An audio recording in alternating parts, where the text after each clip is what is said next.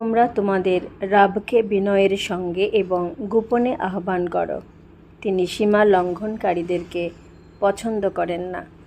সূরা আরাফ আয়াত 55।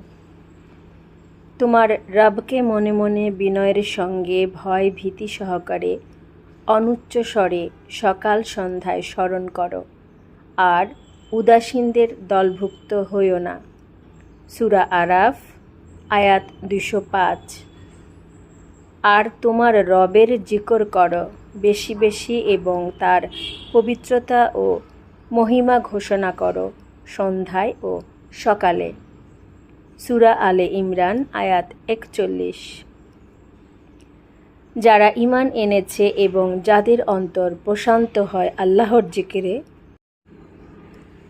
জেনে রেখো আল্লাহর জিকিরেই অন্তর প্রশান্ত হয়। সূরা রাআদ